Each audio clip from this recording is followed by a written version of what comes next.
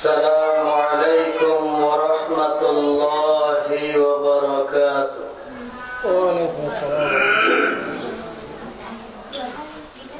الحمد لله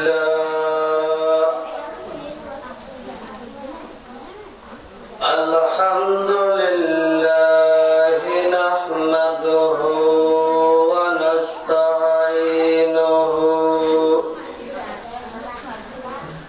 ونستغفره ونؤمن به ونتوكل عليه ونعوذ بالله من شرور أنفسنا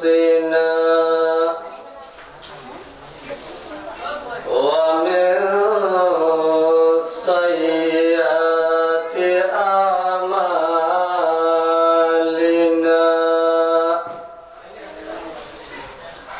من يهده الله فلا مضل له ومن يضلله فلا هادي له ونشهد أن لا إله إلا الله وحده لا شريك له. أعوذ بالله من الشيطان الرجيم. بسم الله الرحمن الرحيم.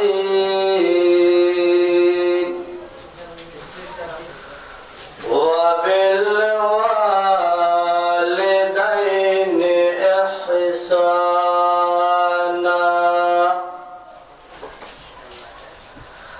قال النبي صلى الله عليه وسلم رضي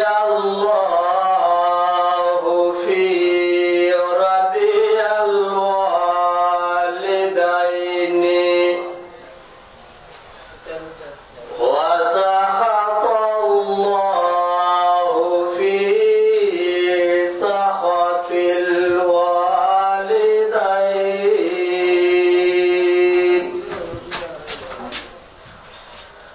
أو كما قال النبي عليه الصلاة والسلام.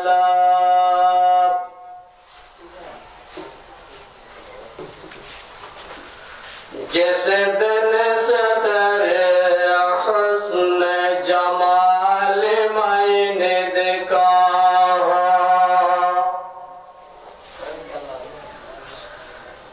जिस दिन से तेरे हुस्न जमाल मैंने देखा,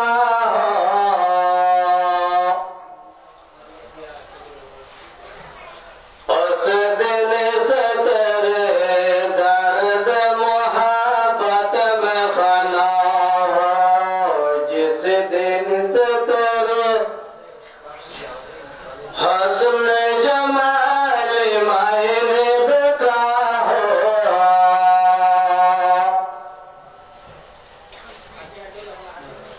उस दिन से तेरे दर्द मोहब्बत में फना हो। अय्यार जिगर नूर नजर अब तो कहाँ है,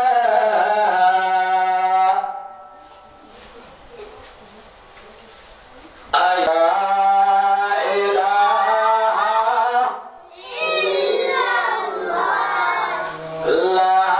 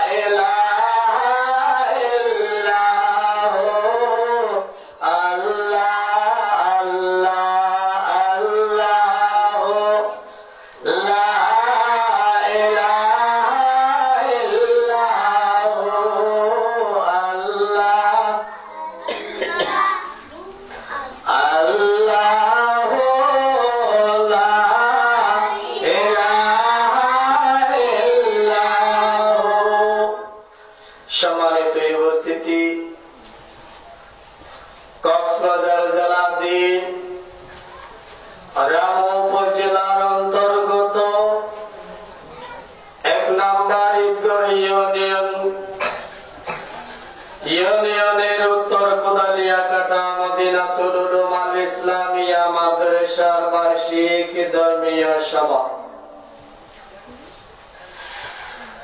উক্ত সভার প্রধান মেহমান বিশিষ্ট ইসলামী চিন্তাবিদ ও গবেষক জনাব হযরত মাওলানা আল্লামা মোল্লা গোলাম কিবরিয়া আল মাদানী সাহেব দাওয়াত বারাকাতুহুল আলিয়া। আমি আপনাদের সামনে পবিত্র কোরআনে পাকের অসংখ্য আয়াতের ভিতর থেকে ছোট্ট একটি আয়াত শরীফের অংশ তিলাওয়াত করেছি। দ্বিতীয়ত সরকারে দু আলম নূরে মুজাসসাম জনাব রাসূলুল্লাহ সাল্লাল্লাহু আলাইহি ওয়াসাল্লামের অসংখ্য হাদিস শরীফের ভিতর থেকে ছোট্ট একটি হাদিস শরীফের অংশ তিলাওয়াত করেছি। আমার পাশে উলামায়ে কেরাম বসা, আমার প্রাণ প্রিয় সভাপতি জনাব হযরত মাওলানা নাজিবুল আলম শিকদার সাহেব উপস্থিত আছেন। সম্মানিত ভাই বন্ধুরা, আসসালামু আলাইকুম ওয়া রাহমাতুল্লাহি ওয়া বারাকাতুহু। ওয়া আলাইকুম আসসালাম ওয়া রাহমাতুল্লাহি ওয়া বারাকাতুহু। আল্লাহ রাব্বুল আলামিন কোরআনে কারীমের মধ্যে বলেন, ওয়া বিল ওয়ালিদাইনি ইহসানা। আল্লাহ বলেন, তোমরা তোমাদের মা বাবাকে ইহসান করো, মা বাবাকে ইহসান করো। রাসূল কারীম সাল্লাল্লাহু আলাইহি ওয়াসাল্লাম হাদিস শরীফের মধ্যে বলেন, قال النبي صلى الله عليه وسلم رضي الله عنه في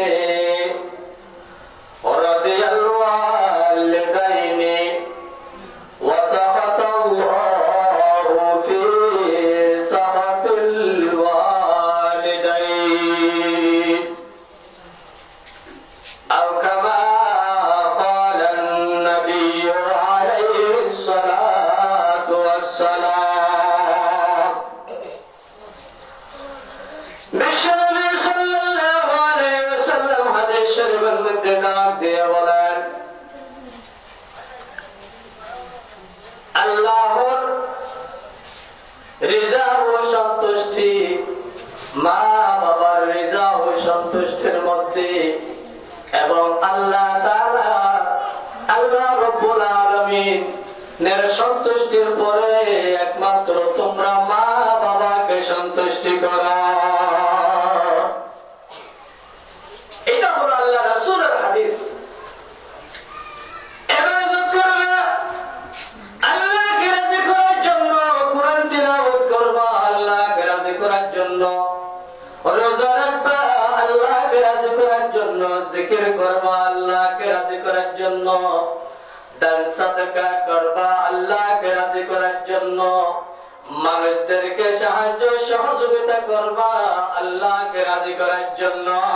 আল্লাহকে রাজি করার পর তোমার কাজ হলো একমাত্র তোমার